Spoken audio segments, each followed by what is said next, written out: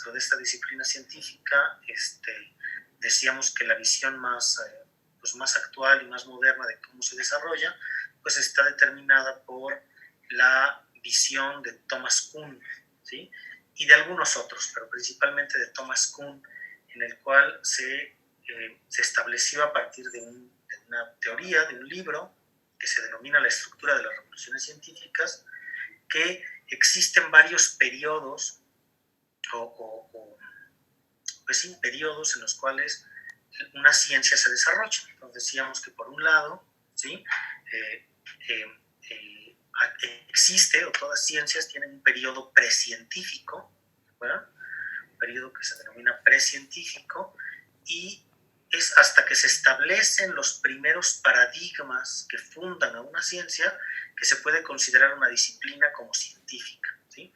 Y dábamos el ejemplo de que, por ejemplo, esos paradigmas o ese paradigma que fundan una disciplina científica, pues son ideas globales, ¿sí? Son como los cimientos que permiten que en un periodo posterior estas ideas, digamos que serían pues revolucionarias o novedosas, ¿sí? Sean puestas a prueba.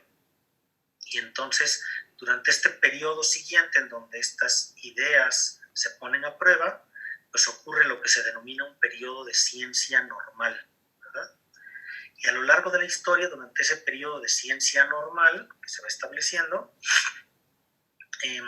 van surgiendo los denominados enigmas o dudas o aspectos que no necesariamente son resueltos con la óptica del paradigma actual, ¿verdad?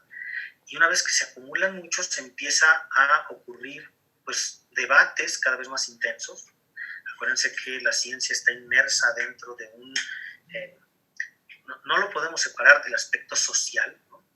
Y entonces habrá pugnas científicas, académicas, entre pues aquellos que defienden el paradigma original y aquellos que sugieren que debería de ocurrir un nuevo paradigma, ¿verdad? Entonces ese debate de ideas, digamos, que se da, pues genera lo que denominamos una revolución científica, ¿sí? Y esa revolución científica, pues, da paso al establecimiento eventualmente de un nuevo paradigma o nuevos paradigmas, ¿sí? Que es una nueva manera de ver a esa disciplina científica. Y entonces, si nosotros, digamos, a través del tiempo pudiéramos pues, dibujar cómo se desarrolla ese paradigma, ¿qué ven? Nada, ¿verdad? Una como pizarra, creo. ¿Y por qué yo no la veo? Porque ya sé por qué. Ok. Entonces, esa pizarra, ¿por qué me pasa esto? Lo voy a pasar en esta pantalla. Y entonces, si nosotros vemos esto en el tiempo, pues vemos que primero hay un periodo precientífico, voy a poner PC, posteriormente van a surgir paradigmas, ¿sí? Y periodos de ciencia normal entre los paradigmas, ¿no? Los paradigmas serían las escaleras que se van generando. Y entonces, pues hicimos un ejercicio que se me hizo bastante interesante con ustedes acerca de cuáles son cuáles serían, digamos, los paradigmas de las neurociencias. Pusimos para empezar pues los paradigmas de la biología y decíamos que se originaban, ¿se acuerdan?, de cuatro problemas pues biológicos, digamos, de la vida. Decíamos que estos cuatro problemas asociados tenían cuatro paradigmas.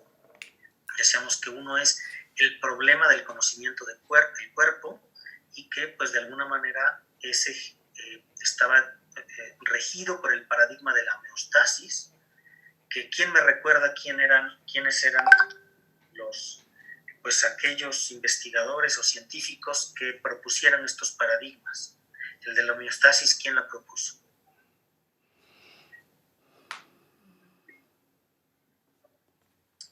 Claude Bernard. Exactamente, Claude Bernard. Teníamos el segundo problema biológico, que es el problema de la diversidad de los seres, es decir, ¿qué origina o qué genera, ¿sí?, esta diversidad? ¿Qué hace que un burro sea un burro y un perico sea un perico, un humano sea un humano, y que tengan características distintas? Y no nada más eso, ¿qué genera que cada uno de nosotros tengamos diferente tamaño, color de pelo, largo de uñas, en fin, ¿no? Todas esas características, pues se estableció el paradigma de herencia, ¿verdad? El paradigma de la herencia, ¿quién es su, pues, o quiénes lo propusieron?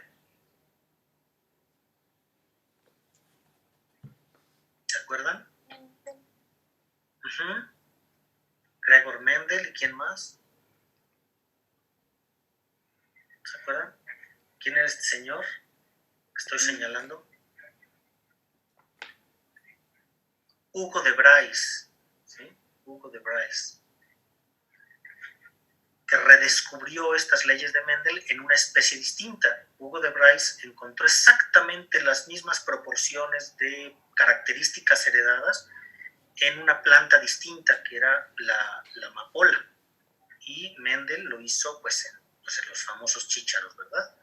Por supuesto, Mendel publicó sus hallazgos en una revista que nadie leía, que nadie leyó, y se mantuvieron ahí aislados durante mucho tiempo hasta que de Bryce redescubrió estas leyes, ¿verdad? Me van interrumpiendo si quieren intervenir aquí. El tercer problema importante es el problema de la generación de los seres. Es decir, cómo se origina una especie, cómo surge una nueva especie, ¿verdad? Y entonces, por supuesto, el paradigma el paradigma asociado a esta idea, pues es el paradigma de la evolución, que es además tan popular, que ha generado tantos debates, lo sigue generando. Me sorprende, estaba yo oyendo que en estos estados del centro de Estados Unidos, oficialmente en los high schools, siguen llevando creacionismo, ¿no? No sé si ustedes estaban al tanto de eso, pero es impresionante.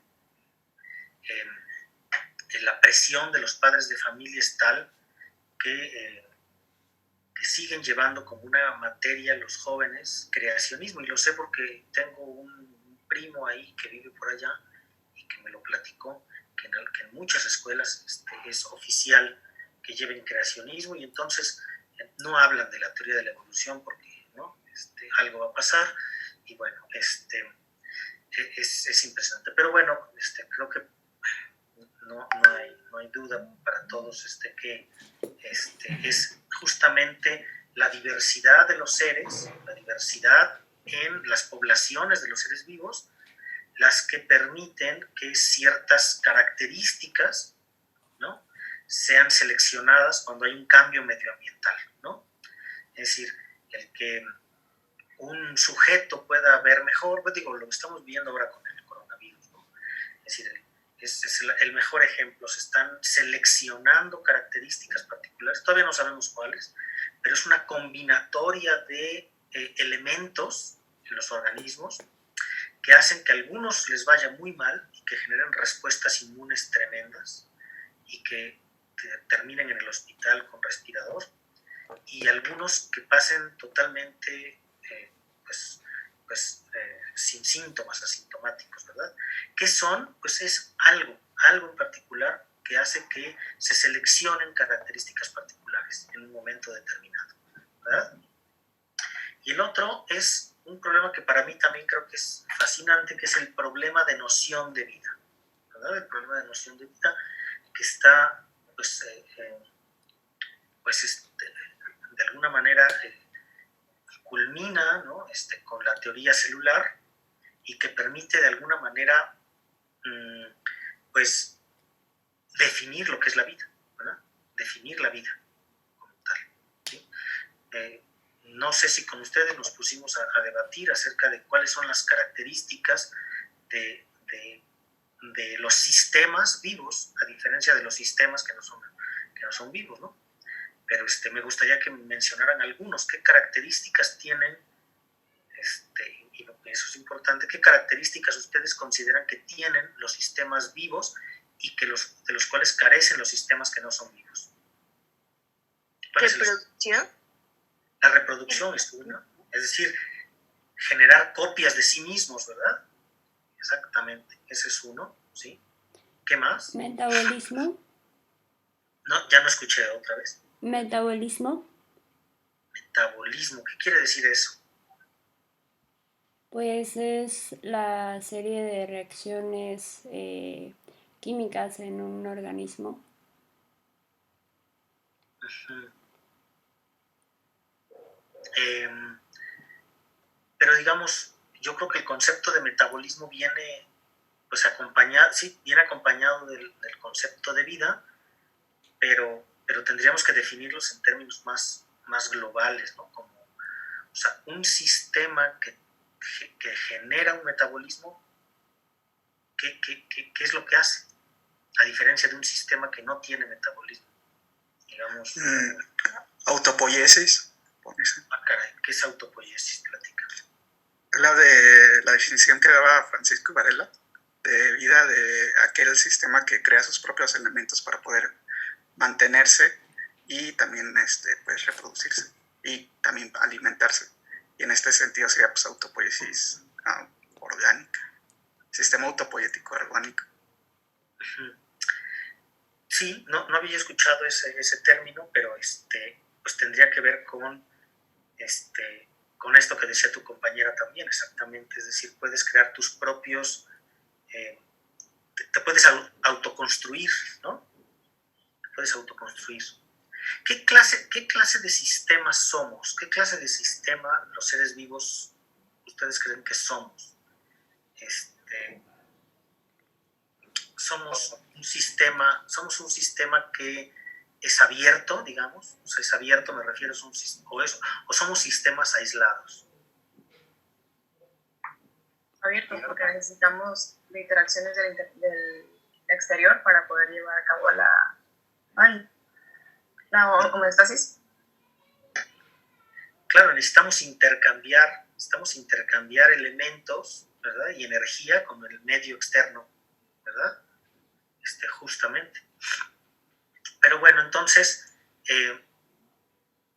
ya dijeron ustedes varios elementos. Hay una definición clásica, igual ha cambiado en los últimos años, pero yo no la tengo muy clara, pero hay una definición clásica en el libro de Leninger de bioquímica, ¿no? No sé si alguno de ustedes la ha leído, pero venía por ahí en el primer capítulo, incluso en el prefacio del famoso libro de Leninger, y decía que los sistemas vivientes son sistemas termodinámicamente abiertos, es decir, esto que les decía, ¿no? Cambian materia y energía con el medio externo, que son capaces, por supuesto, de generar copias de sí mismos, como ya decía su compañera hace un rato, ¿sí?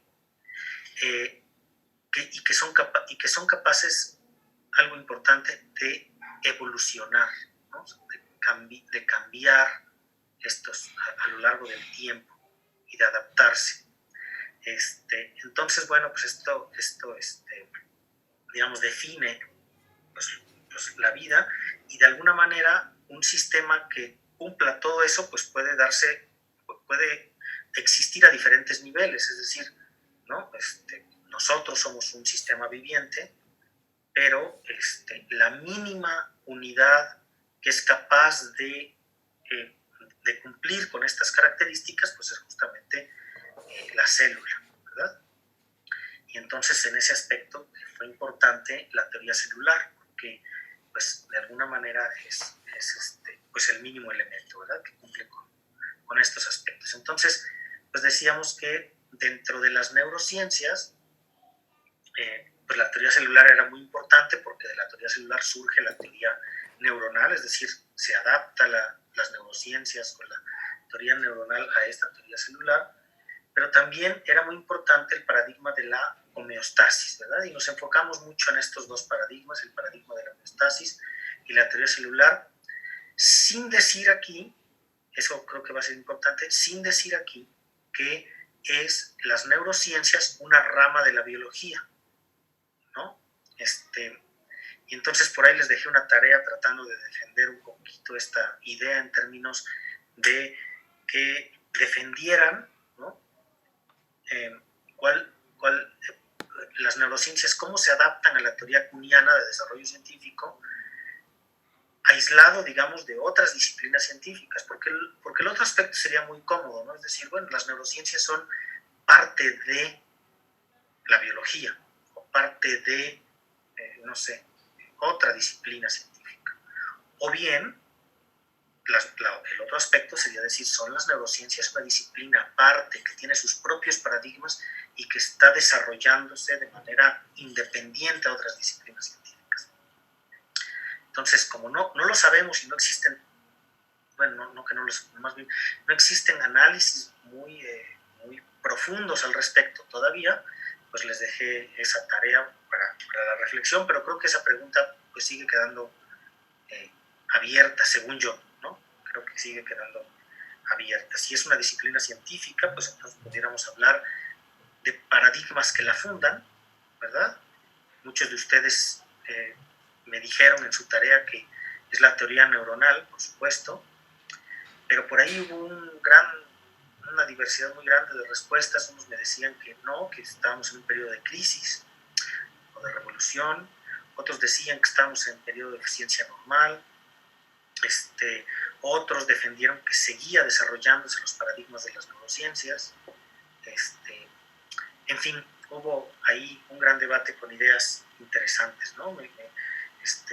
Algunos incluso sacaron a colación este aspecto de si por ejemplo, la neurogénesis es un paradigma, y eso es revolucionario, porque pues antes se creía que no y ahora que sí. Otros acerca de que no son solamente las neuronas, sino también las células gliales importantes para la función general del sistema nervioso, en fin. Creo que todas esas son pues, preguntas interesantes, pero yo las quise dejar como para provocarlos, digamos, a la reflexión en términos de, pues de su carrera global, ¿no? Pero bueno, eso era como parte. Pero hasta aquí, ¿tendrán algún comentario, alguna duda que quieran discutir? ¿Qué piensa de eso? ¿En qué periodo cree?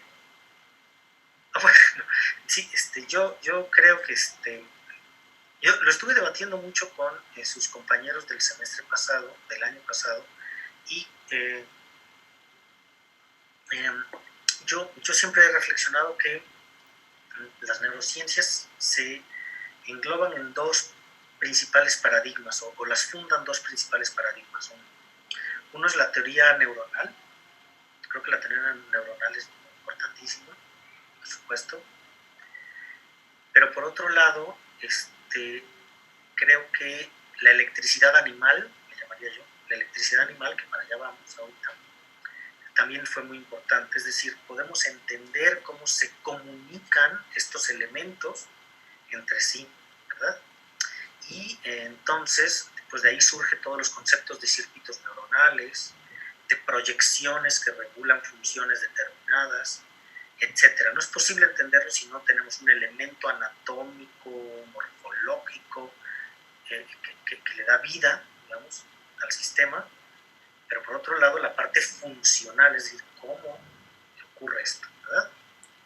Entonces, por eso yo en el curso, por eso hago toda esta introducción justamente. Entonces me enfoco, por un lado, en esta cuestión de la homeostasis, que de ahí se derivaría un poco el aspecto de la electricidad animal, ¿verdad? Y por otro lado, bueno, pues la parte de la teoría celular, que yo no toco mucho, ¿verdad? Pero por otro lado también creo, y coincido con muchos de ustedes, que tal vez no están totalmente desarrolladas las neurociencias, ¿no? Es decir, tal vez hubo un periodo muy corto de ciencia normal en donde probablemente se enfocó en estos dos paradigmas, entender el funcionamiento del sistema nervioso, pero han surgido algunos otros aspectos que son importantes, algunos ya los mencionaron ustedes, pero por ejemplo, estas interacciones neurogliales más dinámicas, pues pueden ser un aspecto también importante. En fin, eso es lo que yo creo, ¿no? Y entonces por eso me enfoqué justamente en esto, pero yo les decía, ¿de dónde surge justamente la fisiología? ¿No? Para entender esta segunda parte, ¿de dónde surge la fisiología? Decíamos que hubo siempre un debate entre lo que era la biología, de hecho es muy actual todavía, lo que es la biología y la medicina, ¿sí? Y en medio, entre la zoología y la medicina, pues empezaron a desarrollar muchos conceptos de la fisiología. Decíamos que entre dos franceses este debate se dio de manera muy intensa, Claude Bernard, por un lado, ¿sí? En donde pues él desarrolló justo la medicina experimental, ¿sí? A partir de la zoología, y por otro lado, pues Louis Pasteur, que pensaba que más bien la enfermedad, digamos, ¿no? Es a lo que se enfoca la medicina, pues venía del exterior y no de un desbalance en el medio interno, ¿no? Entonces, bueno, pues esta fisiología se desarrolló mucho a partir de la fisiología, la neurofisiología, la fisiología del sistema nervioso se desarrolló principalmente a partir de zoólogos. Y entonces empezamos a hablar de historia y pues hablamos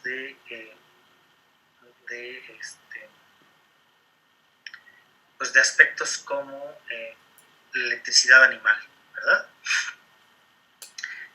Entonces surgió de manera, no tratando de buscar una explicación de cómo funciona el sistema nervioso, pero de ahí se desarrolló, ¿no? Viendo un fenómeno que ocurría, ¿se acuerdan? En pues, las ancas de las ranas, entre esta controversia entre Luigi Galvani y Alessandro Volta, en donde Galvani defendía que cuando veía un fenómeno en donde con sus pinzas metálicas tocaba pues un músculo, este músculo se contraía. Y entonces concluyó pues algo que ahora se nos hace pues absurdo, concluyó que había algo en el músculo, ¿sí? Algo en el músculo, lo que él llamó electricidad animal, que provocaba esa contracción. Jamás postuló, digamos, que esa electricidad fuera externa, digamos, ¿no? Y fuera debida a los metales que conformaban las pinzas, que fue la otra idea de Volta, y por supuesto que ahora sabemos que es cierta, ¿verdad? Más bien Galvani estaba influenciado por un invento muy interesante de la época, que fueron estas botellas de Leyden, que eran capacitores, ¿sí? Y estos capacitores, al cargarse, se descargaban cuando eran tocados con algún metal. Y entonces las cargas almacenadas en estas botellas de Leyden, que eran como un almacén de cargas, se descargaban. Entonces comparó al músculo o a los músculos con estas botellas de Leyden. Sin embargo, bueno, pues como explicamos, más bien eran debidas a que las pinzas que usaba Galvani estaban construidas de dos metales distintos, que era el zinc y el cobre, y que estos, al ser distintos, estos metales, generaban una diferencia de potencial eléctrico entre sus dos metales, que cuando tocaban el músculo provocaban que fluyeran electrones y por lo tanto activaran al músculo, ¿verdad? No se sabía hasta ese momento por qué se activaba el músculo, pero sí se sabía que eran estas baterías, ¿sí? Estas baterías o celdas voltaicas de Alessandro Volta, las que provocaban la contracción muscular, ¿no? Entonces, ahora sí, la siguiente pregunta, clarísima, la siguiente pregunta es, por un lado se desarrolla toda esta parte de la física, que es el electromagnetismo, por un lado, pero pues en la otra rama, que es más bien como de la zoología, pues lo que pretendía era entender por qué se contraen los músculos de las ranas, ¿verdad? Y entonces hay toda una historia fascinante que pues, se dedicó a entender, ¿sí? Cómo se genera, cómo generan los músculos, los tejidos excitables, por qué son excitables y cómo generan diferencias de potencial eléctrico. Y entonces, bueno, pues lo que les decía yo es que se reivindica este concepto de la electricidad animal, porque realmente, bueno, pues ahora conocemos que son las células las que sí tienen una polaridad y que esta polaridad se invierte cuando se genera un estímulo externo, ¿verdad? Bueno, dimos toda una amplia historia acerca de cómo se desarrollaron estos aparatos, estos galvanómetros, para medir cambios en el potencial que primero denominamos potencial de lesión. ¿Se acuerdan? El potencial de lesión. ¿Quién me recuerda qué era un potencial de lesión? Cuando hacían una lesión tal cual en el animal, y entonces registraban y veían que había un cambio en el potencial. Bueno, y esto es porque pues, cuando causas una herida van a salir todos los iones que estaban ahí adentro de la célula y se va a notar ese cambio. Exactamente, entonces cuando se hace una lesión, el interior, digamos, de esta célula pues se vuelve exterior. Entonces se puede medir en dos sitios, entre un sitio lesionado y uno no lesionado, una diferencia de potencial que ahora conocemos que sería como el potencial de membrana en reposo, ¿verdad? Sería un potencial de membrana en reposo, nada más que aquí se midió de manera poblacional. Y bueno, pues entonces hubo todo un grupo que de los italianos, de Carlo Matteucci, pasó a un grupo de alemanes que empezaron a estudiar justamente la fisiología del impulso nervioso y de esta polarización y de este fenómeno que es el potencial de lesión. Y bueno, pues fue Duarte Raymond, von Helmholtz y Julius Bernstein los que estudiaron este potencial de lesión, la propagación del potencial de lesión, y no nada más eso, sino la transmisión de este impulso nervioso desde los nervios hasta los músculos, ¿verdad? Y entonces culminamos esta historia con Julius Bernstein, que postuló, si recuerdan, que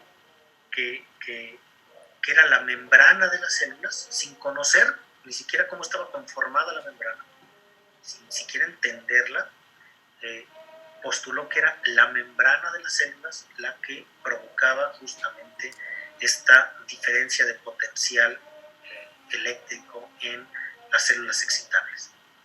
Y lograron incluso medir la propagación de este impulso nervioso. ¿Quién se acuerda de cuál era el valor de esta propagación, de la velocidad de propagación?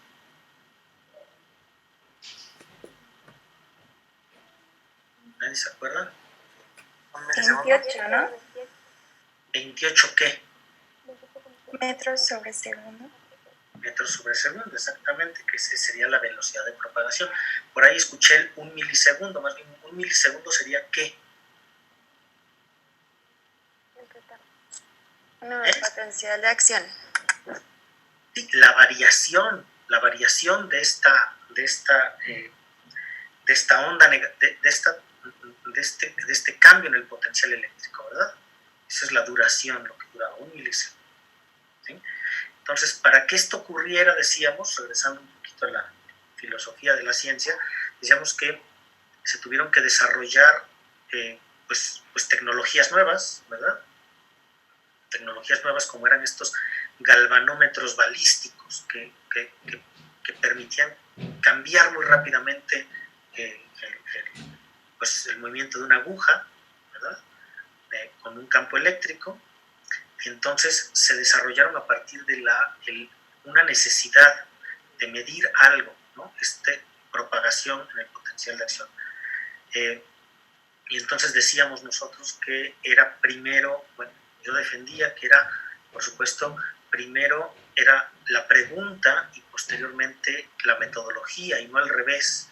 No es que el surgimiento del microscopio permitiera haber descubierto las células, ¿no? Sino era una necesidad. Pues es la necesidad la que hace que que ocurra la generación de un desarrollo tecnológico que nos permita comprobar la hipótesis. Y otra vez, en ese sentido, es el paradigma de Thomas Kuhn, la idea de Thomas Kuhn, la que defiendo, en donde es primero la idea y posteriormente el desarrollo de tecnología para comprobar justamente esa idea, ¿verdad? De hecho, por ejemplo, en la física es muy claro que una vez que se desarrolla toda la mecánica clásica, el desarrollo de herramientas, ¿sí?, que hicieron posible la medición mucho más precisa de la velocidad de la luz, por ejemplo, y de otros aspectos, hicieron entender que no todas las leyes de la mecánica clásica se ajustan necesariamente a estas mediciones. Entonces surgen una nueva manera de entender a la física, el comportamiento de pues, las partículas, en fin, y es justamente la teoría de la relatividad, que es un concepto totalmente distinto, a pesar de que, pues, las ecuaciones de Newton nos siguen sirviendo a todos para construir casas, puentes, ¿no? Pero no sirven para hacer otro tipo de mediciones, digamos, ¿no? Bueno, hasta aquí vamos bien. Entonces, posteriormente empezamos a hablar acerca de una duda. Sí. Tengo anotado lo del potencial de acción compuesto. Nada más, ¿qué eran ambas? Porque no lo anoté y no recuerdo. Ok, el potencial de acción compuesto. Muy bien.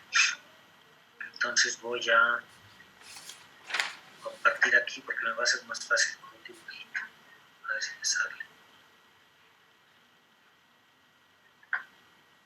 Ay, otra vez tengo que cambiar aquí. Cambio aquí otra ventanita. Borro esto. Y entonces lo que decíamos con el potencial de acción compuesto es que un nervio, ¿sí?, que aquí lo pongo como un cilindro, en realidad está compuesto por axones de neuronas individuales, ¿verdad?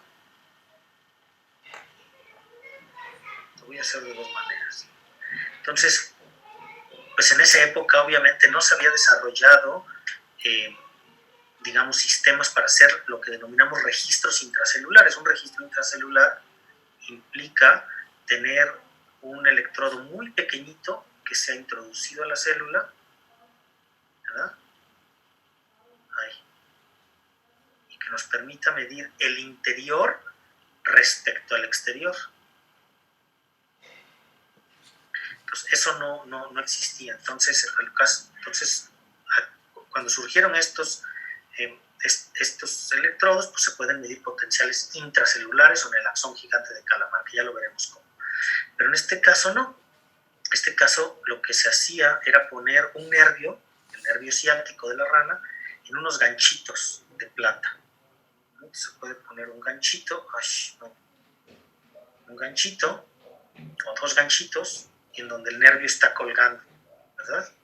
Y podemos poner en otro lugar más lejano de este nervio, vamos a ponerlo hasta acá, pues otros ganchitos, que son simplemente alambritos de plata con los que van colgados los nervios, así, digamos, ¿no? Con mi plomo. Entonces se puede medir la diferencia de potencial entre, se puede medir la diferencia, cuando se genera un potencial de acción, se puede medir la diferencia de potencial que hay entre estos dos ganchitos, ¿verdad? O entre estos dos. O incluso provocar un estímulo aquí, un estímulo, provocar una propagación de un potencial de acción en cada una de estas fibras y medirlo en este otro punto de acá, ¿no? Aquí es el registro y aquí es el estímulo y el registro. Bueno, entonces, si nosotros damos un estímulo de muy bajita intensidad, pues seguramente se van a activar muy poquitos de estos axones y por lo tanto, pues este potencial de acción que se registra, pues va a ser muy pequeñito, ¿verdad? Porque es la suma de los potenciales de acción que ocurran de manera simultánea. Pero si aumentamos la intensidad y ahora reclutamos a todas estas axones, pues entonces ahora seguramente este potencial pues va a ser mucho más grande, porque vamos a tener pues muchos axones que simultáneamente generan un potencial de acción, ¿sí? Entonces, los potenciales de acción compuestos sí cambian su amplitud, porque su amplitud depende de cuántos axones se activaron de manera simultánea. Esa es una manera de verlo. No sé si es claro. La otra manera, voy a dibujar aquí. La otra manera es que podemos tener muchas neuronas, ¿sí? Muchas neuronas aquí, en un medio, en un núcleo, digamos, vamos a poner que tenemos aquí un núcleo, y nosotros metemos aquí un electrodo. ¡Ay, qué horror me sale aquí! Un electrodo lo metemos, ¿no? Y entonces podemos registrar con este electrodo, ¿sí? Cuando de manera simultánea todas estas neuronas se activan. Si se activan todas estas neuronas, ¿se acuerdan que individualmente el medio de cada una de estas neuronas es negativo respecto al exterior? Negativo, negativo, negativo, negativo, etc. Y el medio extracelular es positivo, positivo, ¿verdad?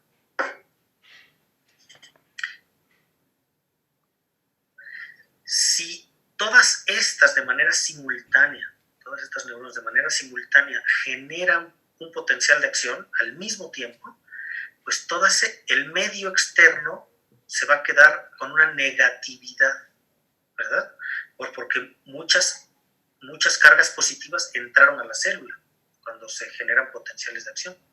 Entonces, el medio externo genera una negatividad, ¿sí? Que es negativo y aquí es positivo. Bueno, pues esta es la negatividad que veían justamente todos estos personajes de los que les hablé, y esta negatividad pues incluso se puede propagar, ¿no? Porque en realidad es un potencial de acción que generan simultáneamente muchas neuronas. De hecho, cuando nosotros ponemos electrodos en el cráneo de pacientes, de individuos, para medir el electroencefalograma, pues justamente esas ondas, esas variaciones que vemos poblacionales, pues se deben a esto mismo que les estoy explicando, es decir, simultáneamente muchas neuronas se activan al mismo tiempo, pues entonces generan una negatividad en el medio externo, que esa genera un campo eléctrico, que es el que podemos detectar con nuestros electrodos en la superficie del cráneo con el electroencefalograma, por ejemplo, ¿sí? No sé si queda claro con esto el concepto. Sí, queda claro. Ok. Bueno, ¿alguna otra pregunta? ¿Comentario? ¿No? Bueno. Entonces, decíamos nosotros posteriormente, ¿sí? Que pues era entonces a través de la membrana, y entonces hicimos un breve repaso de cuál es la estructura de la membrana. Decíamos que la membrana, por supuesto, estaba formada por esta bicapa de fosfolípidos que está aquí. El primer modelo fue el de Dabson y Danieli, donde pues, encontraron que existían proteínas asociadas con las cabezas de los fosfolípidos, y que las colas, de manera espontánea, al ser hidrofóbicas, se asocian entre sí, ¿verdad? En un medio acuoso. Pero también decíamos que estos fosfolípidos, dependiendo del medio en donde se encontraban, pues podían formar lo que se denominan como micelas o micelas invertidas en los medios apolares, y que la facilidad con la que una sustancia atraviesa una bicapa de fosfolípidos depende de si esta sustancia, del coeficiente de partición de esta sustancia, ¿no? El coeficiente de partición que decíamos que era la facilidad con la que este soluto se disuelve en aceite más que en agua, ¿verdad? Entre más soluble es en agua, más difícil es que atraviese la membrana. Entre más liposoluble es mucho más fácil que atraviese la membrana, ¿verdad? Entonces, Hablamos también entonces de que el modelo más moderno, actual, es el modelo de mosaico fluido, pero que este modelo surge pues hasta 1900, ¿qué? Por ahí. Yo también ya no me acuerdo, pero surge hasta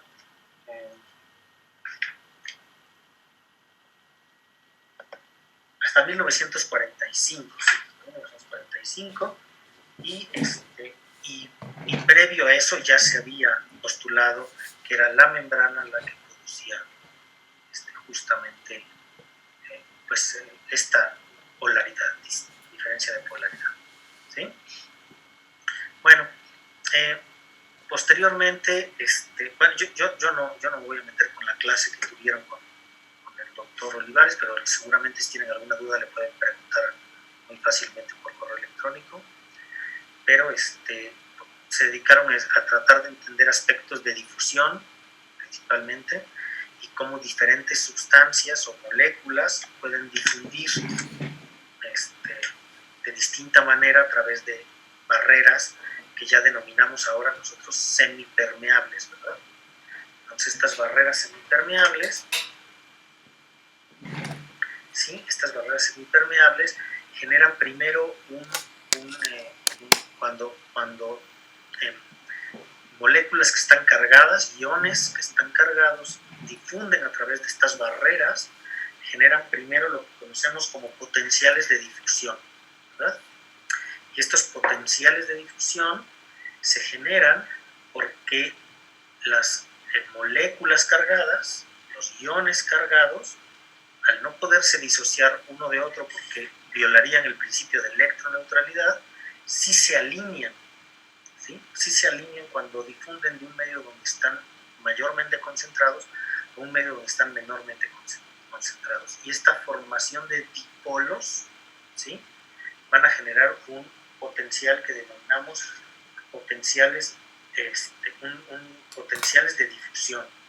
Y había una manera de calcularlo que cómo era. A ver, ¿quién me puede decir? A ver, alguien alzó la mano. Yo quería preguntar acerca del potencial, del principio de electronegatividad, o sea, porque creo que no lo definimos así formalmente, entonces... Sí, de electroneutralidad, es decir, tenemos que,